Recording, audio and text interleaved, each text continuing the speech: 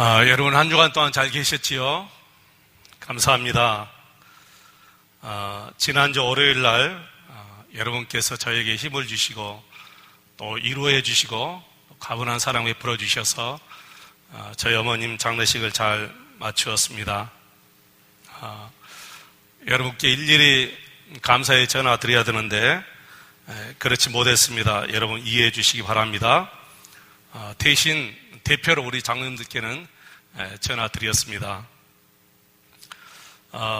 이 시간에는 마지막 부탁 이런 제목으로 같이 은혜를 사모하겠습니다. 오늘 설교는 사실 지난 주일 금요일까지 이미 나와 있는 설교였습니다. 본문도 그리고 제목도 내용도 지난 금요일 이전까지 이 설교가 나와 있었어요. 그리고 주일 오후에 이 설교를 하려고 했습니다. 그런데 너무 신비하게도 저희 어머님의 신앙 이야기를 드릴 수밖에 없는 그런 설교가 되어버렸습니다. 저희 어머님의 마지막 유언과도 같은 그런 설교를 이 시간 하게 되었습니다. 저는 이것도 우리 하나님 아버지의 섭리라고 믿습니다. 혹시 오늘 말씀을 들으시면서 여러분 귀에 조금 거슬리는 내용이 있어도 여러분께서 넓은 마음으로 이해해 주시고 또 주님의 뜻으로 받아주시면 감사하겠습니다. 그리고 오늘 설교 중에 저희 어머님의 신앙 이야기는 여러분도 이렇게 하라 그런 말씀은 전혀 아닙니다. 누구에게나 다 각자 자기만의 믿음이 있고 그 믿음을 표현하는 방식도 다 다르고 그리고 하나님께 감사하는 방식이 다 다르기 때문에 이렇게 하라 그런 말씀은 전혀 아니기 때문에 여러분 오해하지 말아주시기 바랍니다. 그리고 아내를 자랑하면 팔불출입니다. 근데 부모님을 자랑하면 팔불출이 아니랍니다. 저희 어머님을 자랑하는 내용도 있을 것입니다. 그런데 사실은 자랑이 아니고 저희 어머님의 신앙의 그 내용을 좀 전해드리고 싶은 그런 마음뿐입니다. 그래도 혹시 몰라서 우리 성도님들의 이해를 구하겠습니다. 저희 어머님은 올해 88세로 하나님의 부르심을 받았습니다. 지금까지 특별하게 아프신 데는 없었어요. 그냥 노안이시기 때문에 또 몸도 약해지시고 또 소화 기능도 약해지시고 다리도 아프시고 나이 드시면 다 이런 것들은 몸에 오잖아요. 평생 농촌에서 일만 하셨기 때문에 여기저기 많이 아프셨습니다. 그러나 이렇게 금방 돌아가실 거라고는 전혀 상상하지 못했습니다. 저희 어머님이 돌아가시기 전 일주일 전에 목요일 날 몸이 좋지 않다 해서 제가 부랴부랴 진도에 내려갔습니다. 그리고 목포에 모시고 와서 검사를 했는데 특별하게 뭐 이상한 것이 없다는 거예요. 그래서 저희 집으로 다시 모셔왔습니다. 그리고 하룻밤 같이 주무시고 금요일 날 아침 식사를 하시고 저희 어머님이 바로 또 내려가신다고 그래요. 그래서 제가 섭섭하게 어머니 구정 때는 우리 형제들이 다 여기 모이기로 했고 또 어차피 어머님도 구정 때는 오시니까 구정 때까지만이라도 좀 저와 같이 계셨으면 좋겠습니다. 그러니까 내 교회가 있는데 내가 섬기는 교회가 있는데 왜 내가 여기 있어야 되냐 그러는 거예요. 그러면서 내려가신다고 그래요. 제가 어머님의 성격을 아니까 알았습니다 하고 그냥 제 차로 모셔다 드렸습니다. 어머님은 항상 당신 교회가 먼저예요. 아들 교회에 와서 한 번이라도 같이 예배를 드려주었으면 좋겠는데 내가 섬기는 교회가 있다 하면 끝이에요. 이 앞전에 이임식 때도 오셔가지고 하룻밤만 자고 그 다음 주일날 저와 함께 예배 드리고 내려가셨으면 좋겠는데 임식 때도 오셔가지고 그날 바로 가셔버렸어요. 그리고 딱 일주일 지난 목요일이네요. 저녁에 혼자 많이 아프신 것 같습니다. 금요일 아침에 진도에 사시는 누나에게 전화가 왔어요. 어머님이 좀 안 좋으신 것 같다. 와서 목포로 모셔야겠다. 그래서 바로 진도에 내려가서 모시고 목포 의료원에 입원시키려고 했는데 의료원에 마침 독감 환자들이 너무 많아가지고 입원실이 없어가지고 목포 중앙교회에 아는 사람이 있다 해서 그분이 전화해 줘서 목포 중앙병원으로 모셨습니다. 근데 목포 중앙병원에서 이검사도 해보고 장검사도 해보았는데 이와 장이 이상이 없으면 소장이가 뭔가 이상이 있다고 그래요. 그래서 소장을 검사하는 목포에서는 소장을 검사하는 데는 없답니다. 그래서 다시 이제 전대병원으로 이원해서 전대병원에 와서 좀 검사를 입어봤으면 좋겠습니다. 그래서 금요일날 저녁에 저희 집사람이 저희 어머님을 모시고 전대병원으로 갔지요. 저는 금요일날 기도회 때문에 못 가고 그리고 토요일날 아침에 제가 일찍 강주에 올라갔습니다.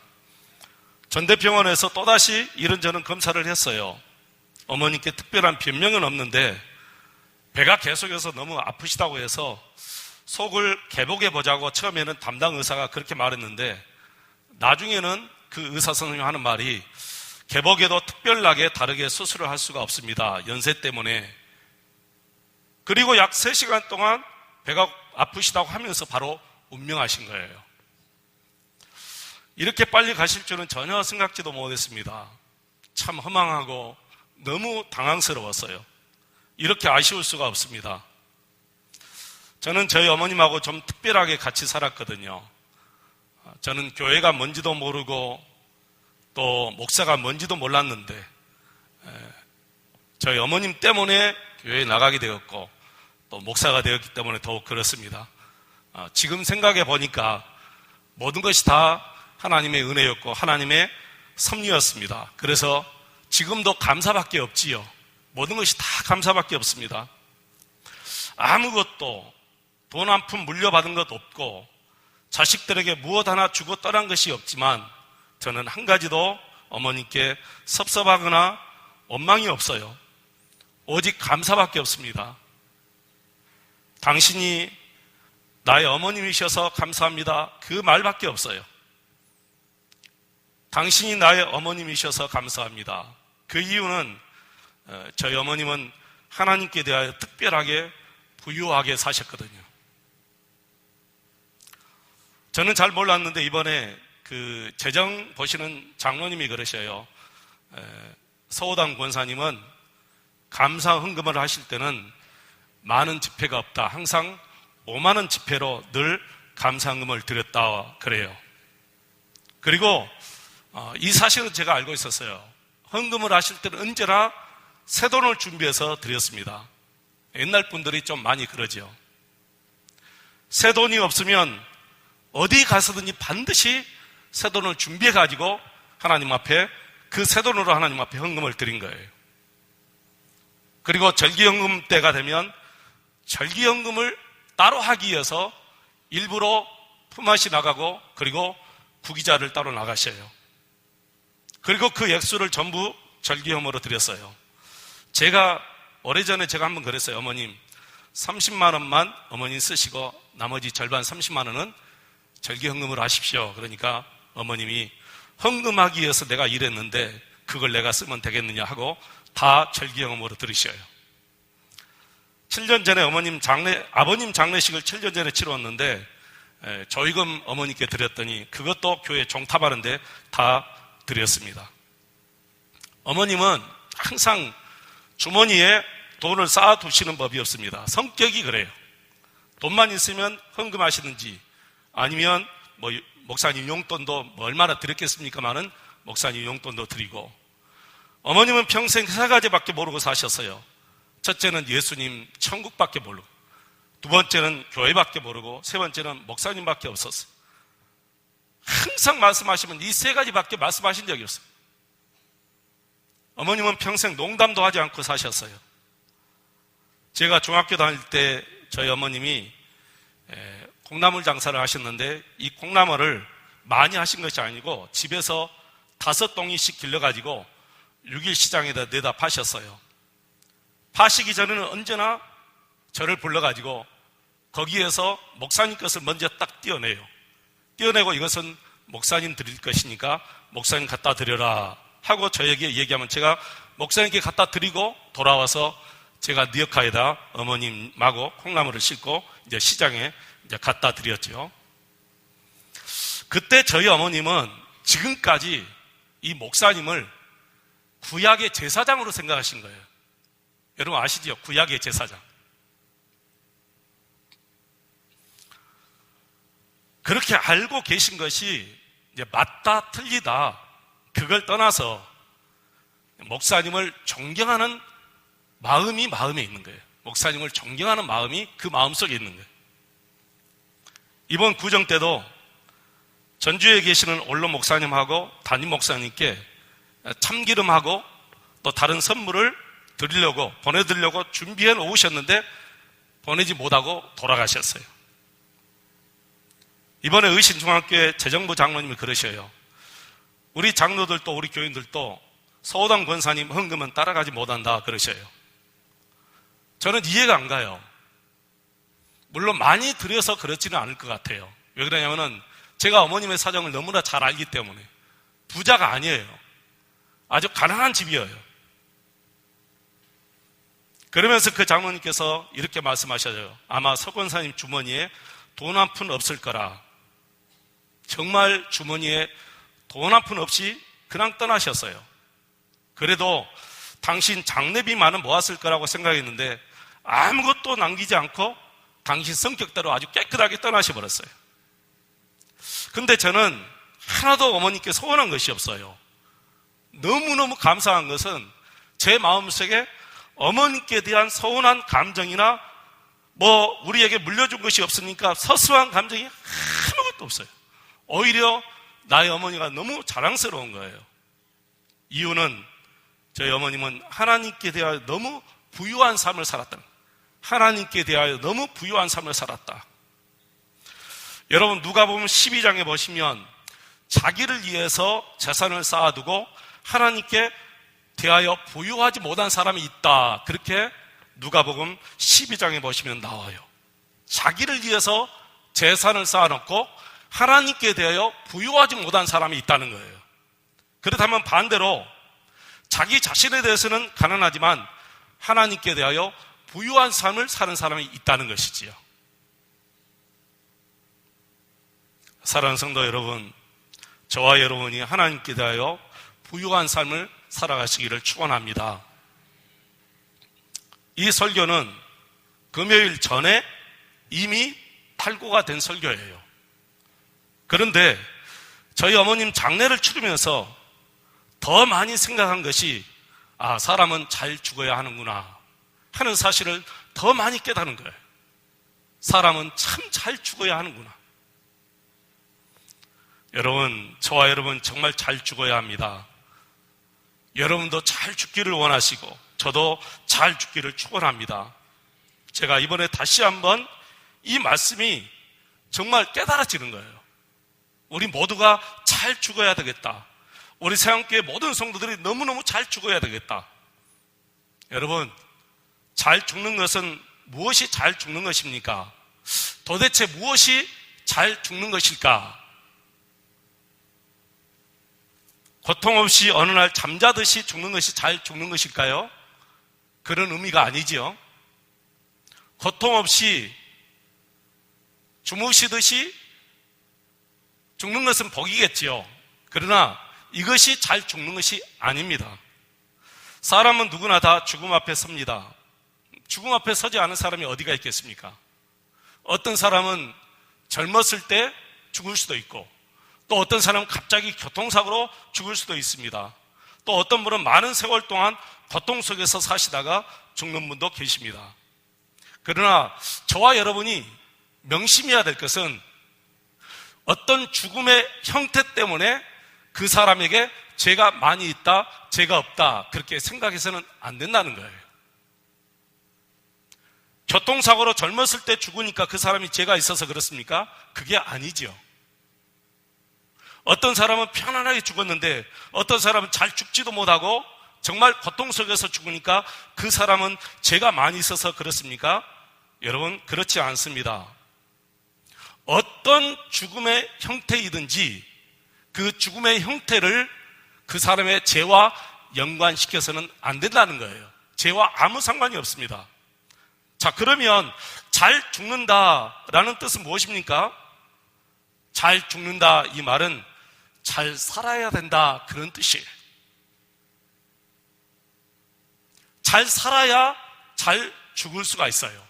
잘 살지 못하면 절대로 잘 죽을 수가 없는 법입니다. 그러면 잘 사는 것이 무엇입니까? 오늘 본문 말씀에 잘 사는 법이 나와 있습니다. 모세의 마지막 부탁이 있지요. 모세의 마지막 부탁이 뭐지요? 하나님을 사랑해라 하는 거예요. 하나님을 사랑하며 사는 것이 진짜 잘 사는 것이라는 거예요. 하나님을 사랑하며 사는 것이 진짜 잘 사는 것이다.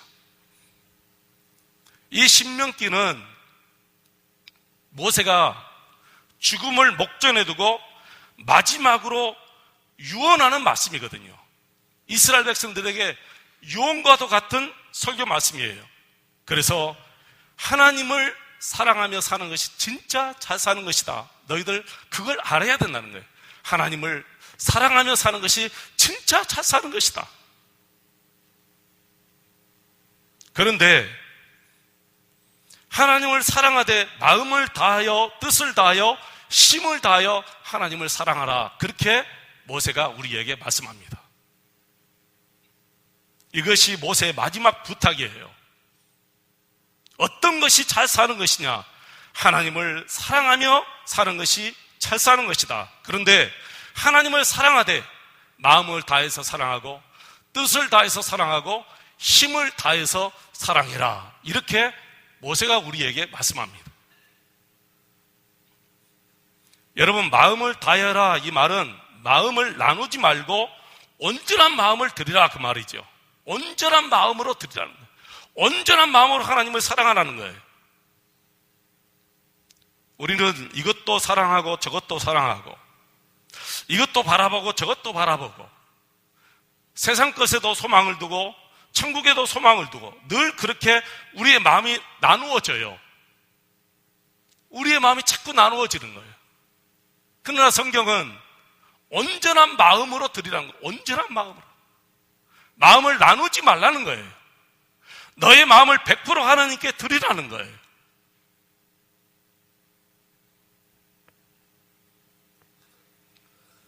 하나님을 사랑하는 데는 여러분의 마음이 나누어져서는 절대로 안 될 줄로 믿습니다. 여러분 생각해 보시기 바랍니다. 어떤 남편이, 어떤 아내가 자기의 배우자가 나 50%만 사랑해주고 나머지 50%는 다른 남자 사랑해도 괜찮아. 그런 부부가 여러분 세상에 어디가 있겠습니까? 우리 하나님이 그 말씀을 하시는 거예요. 50%는 우상을 섬기고 50%는 하나님을 섬기고요. 50%는 돈을 사랑하고 50%는 하나님을 사랑하고, 이게 있을 수 없어요. 여러분 생각해 보십시오. 여러분의 남편이 50%는 다른 남자, 다른 여자 사랑하고 50%는 여러분 사랑하는데 여러분 집안에서 함께 그 남자와 함께 살 수가 있을 것 같아요? 못 삽니다. 둘 중에 하나는 선택해야 되죠. 헤어지든지 아니면 남편이 모든 것을 끊고 100% 아내를 사랑하든지 둘 중에 하나를 선택해야 돼요. 우리가 마찬가지예요, 여러분. 기왕 우리는 하나님을 떠날 수 없기 때문에 온전한 마음, 100%의 마음을 하나님께 쏟아드리며 하나님을 사랑해야 될 줄로 믿습니다.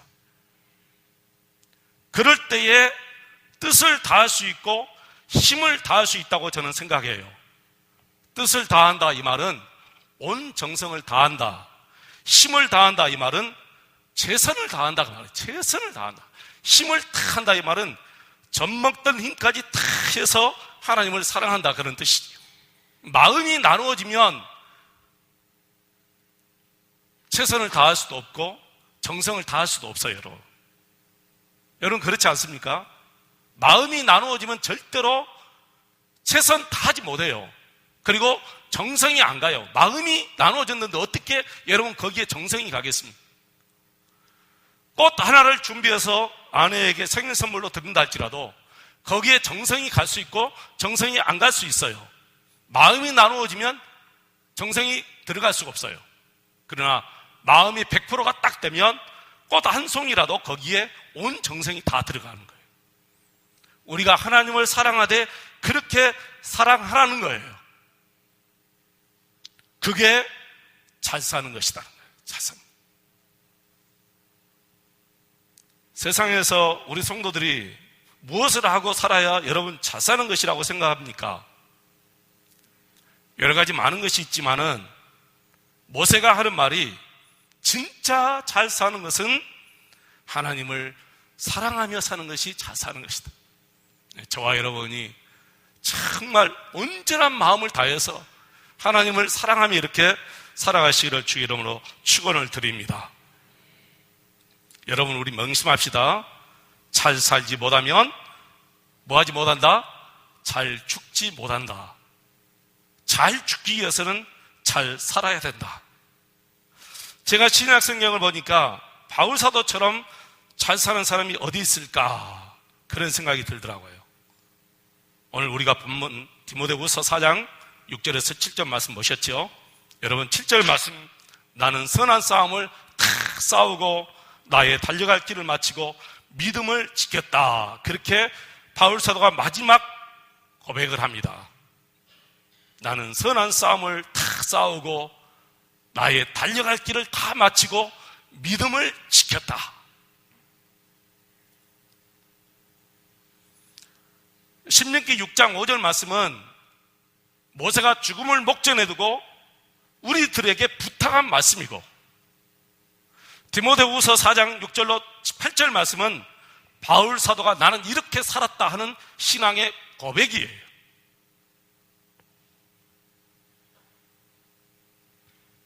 나는 저와 여러분이 죽음을 목전에 두고 우리 자녀들에게 만약에 어떤 말을 해준다면 무슨 말을 하겠습니까, 여러분? 너희들 돈 많이 벌어라? 그 얘기 할 것 같아요. 돈 얘기는 입에 나오지도 않는답니다, 여러분. 죽음을 목전에 둔 사람들의 모든 말은 언제나 사랑하라 그 말밖에 없대요. 나를 용서해달라. 내가 잘못 살았다. 그리고 너희들 사랑하고 살아라. 이 말 외에는 거의 하지 않는데요. 막상 죽음을 앞에 둔 분들에게 물어보면 뭐 돈 많이 벌어라 그런 전혀 없대요. 세상에서 너희들 모든 것을 다 가지고 누려라 그렇게 얘기하는 사람도 없대요. 나는 저와 여러분이 죽음을 목전에 두고 우리 자녀들에게 이런 말을 할 수 있다면 얼마나 좋을까. 그러나 여러분, 이런 말을 할 수 있다는 것은 우리가 잘 살아야 우리 자녀들에게 이런 이야기를 할 수 있지, 우리가 잘못 살면 절대로 우리 아이들에게 이런 모세의 유언을 할 수가 없다는 거예요. 내가 하나님을 사랑하지 못했는데 어떻게 우리 자녀들에게 하나님을 사랑하라고 이렇게 말할 자신이 있겠습니까? 자신 있게 말할 수가 없지요.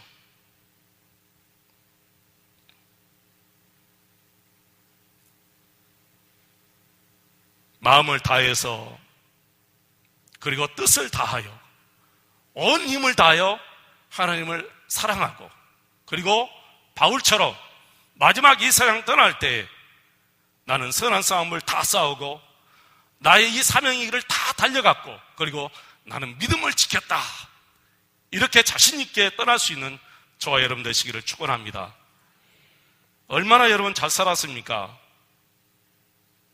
나는 선한 싸움을 다 싸우고, 여기서 선한 싸움은 자신과의 싸움을 얘기하는 거예요. 사탄과의 싸움을 얘기하는 거예요. 바울 사도가 자신과의 싸움을 얼마나 간절하게 치열하게 싸웠는지 몰라요. 나는 날마다 내 육신을 쳐서 하나님의 말씀 앞에 복종시켰다고 바울 사도는 얘기해요. 자기 자신의 육신을 쳐서 하나님의 말씀 앞에 복종시켰다는 것은 자식이 자신과의 계속해서 싸움을 얘기하는 거예요. 자기 자신과 계속해서 싸웠어요. 그리고 싸워가지고 자기 자신과 이 육신과 싸워서 이 육신을 하나님의 말씀 앞에 무릎을 꿇리게 했다는 거예요. 부끄럽죠? 우리가 이 말씀 앞에 서면 너무너무 부끄러워요. 나는 내 육신과 싸움에서 늘 지고 사는데 바울 사도는 날마다 자기 자신과 육신과 싸움에서 자기 자신을 쳐서 말씀 앞에 복종시켰다. 얼마나 치열하게 자기 자신과 싸웠으면 나는 선한 싸움을 다 싸우고 나의 달려갈 길을 다 마치고 믿음을 지켰다고 이렇게 자신 있게 고백할 수가 있겠습니까? 저와 여러분이 마지막 죽음을 눈앞에 두고 제가 먼저 가면 여러분 앞에 이런 고백을 할 수 있기를 원하고, 여러분이 저보다 먼저 가면 여러분이 저 앞에서 이런 고백을 하고 갈 수 있기를 주 여러분으로 축원을 드립니다. 그러나 여러분, 제가 은퇴하기 전까지는 돌아가시지 마시기 바랍니다. 이 장례를 한번 치르고 나면 한 3kg씩 빠져요. 육신의 피곤함보다는 그 평생 같이 함께 했던 분을 이제 더 이상 볼 수 없다는 것이 너무너무 가슴이 아픈 거예요. 우리가 천국에 가면 다시 만나겠지만 평생 함께 이렇게 신앙생활 하다가 옆에 계신 분이 어느 날 갑자기 안 보인다고 한번 생각해 봐요. 그 허탈함, 그 아쉬움, 그 보고 싶음 얼마나 간절한지 몰라요.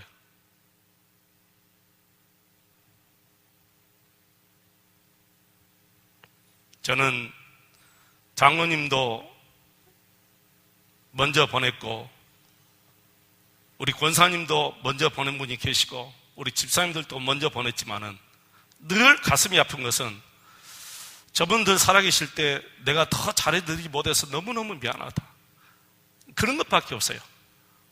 먼저 가신 분에 대한 후회밖에 없는 것 같아요. 아무리 잘해주어도 그분들이 먼저 가고 난 다음에는 못해준 것만 생각나니까 늘 가슴이 아픈 거예요.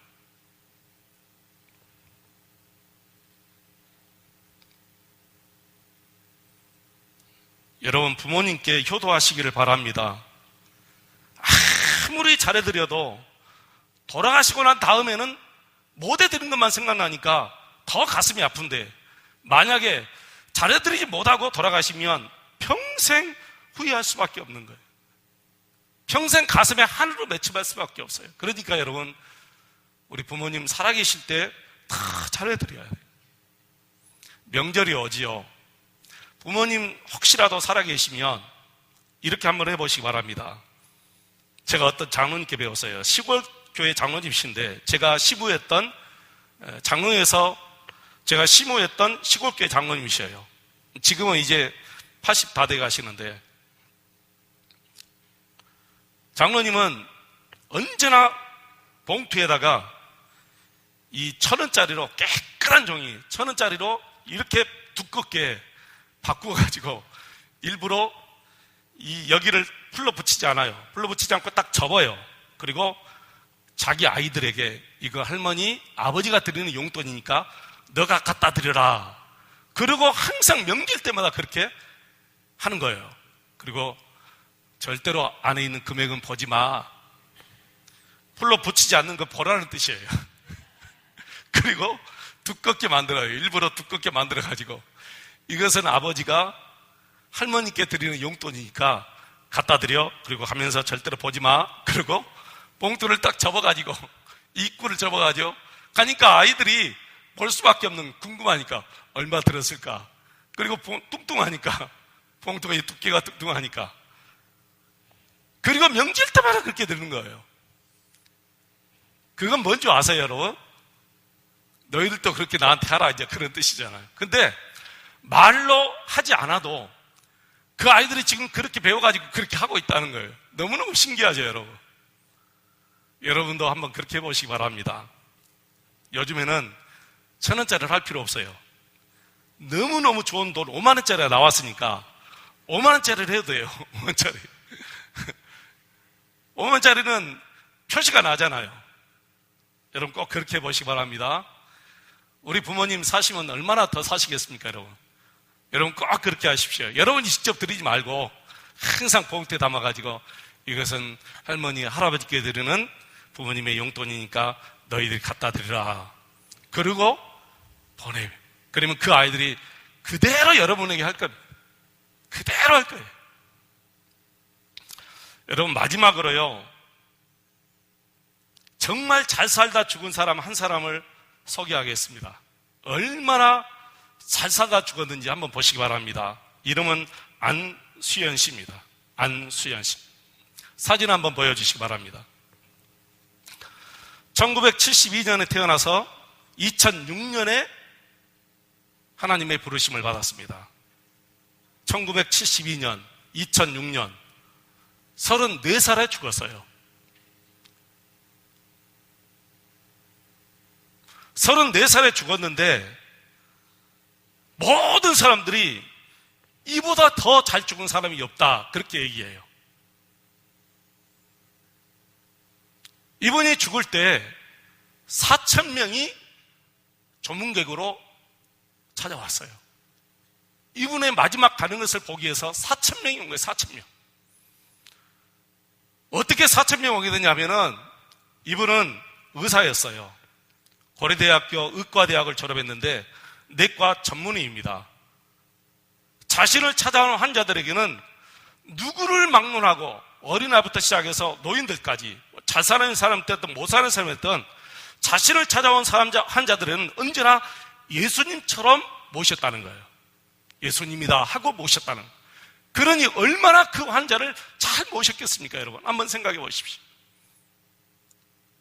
그리고 꼭 선물을 준비해서 책도 사서 선물 드리고, 그리고 복음서가 테이프도 사서 선물로 해드리고, 신앙적으로 더 잘 살게 해드리고, 불신자들은 더 예수님처럼 대접해가지고 보내드렸어요. 그러니까 이분들이 이 의사 안수연 씨를 거쳐가면 다 예수를 믿게 되는 거예요. 그 헌신된 마음을 알기 때문에, 이 의사가 자기 자신에게 어떻게 했는 것을 알기 때문에 34살 아주 짧게 살았고 죽었지만